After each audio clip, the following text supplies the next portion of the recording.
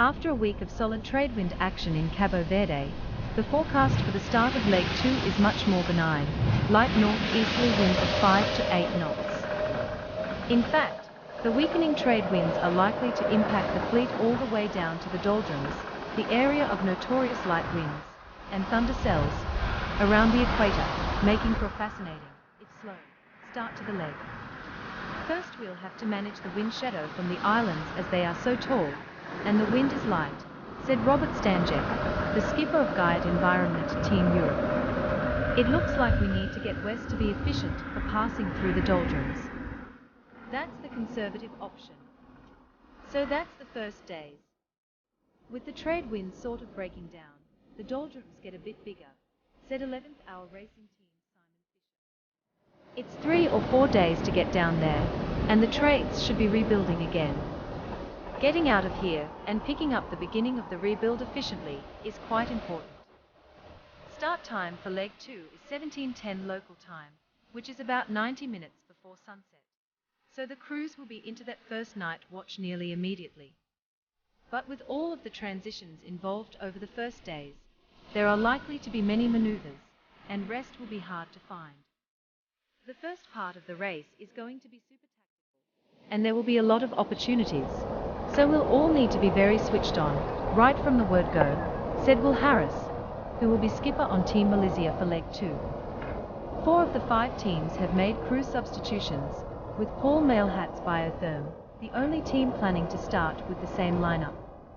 I think it's important for us to have the same crew, because we have so many things to learn, Mailhat said. If we change the minimum of settings, in this case that includes the people, it is easier to see the impacts and to learn. For Leg 1 winner Kevin Escoffier on Wholesome PRB, it is a matter of continuing to do the things that pushed his team to get the most out of the boat en route to a victory. We've known for a while that the boat is quite fast, or at least competitive with the other boats, Escoffier said. The main thing is that I am really happy with the crew. For us it was the first time we were sailing offshore together. We had a lot of fun on board. It was a very good mood. At the same time we had a good result. But it was the first one. It doesn't mean anything. There is plenty still to come, and we are focusing on the next one. Very excited to go to Cape Town. So yeah, let's go for Leg 2. Leg 1 was like wow. Leg 2 is an epic leg. Yeah, I think a lot of things can happen in this leg.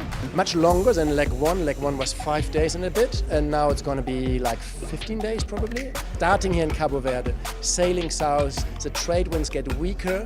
So we got to do something with the trade winds here. Seems like they're going to be down when we depart. It's a long one, it's a tough one for sure, because we are passing a lot of climate zones, which is hard. We stop in the doldrum, like it's a really key point of the race.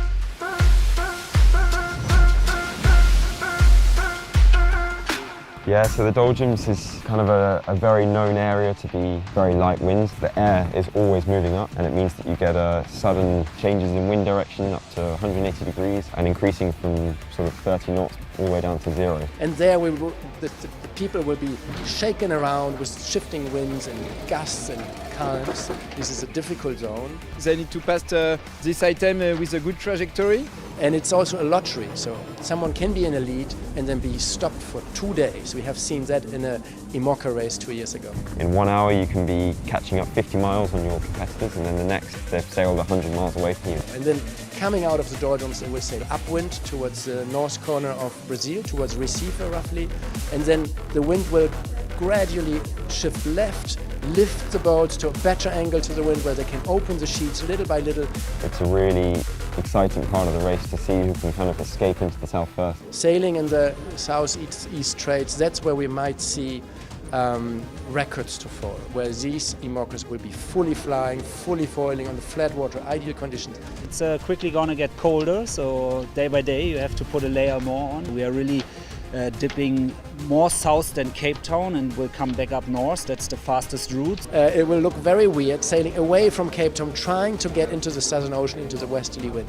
And I think that'll be the first taste, you know, if we get the sea state that, you know, you typically get down there of what these boats could be like in the south. The boat that manages to do this strategy best will definitely be ahead. It's going to be a challenging leg.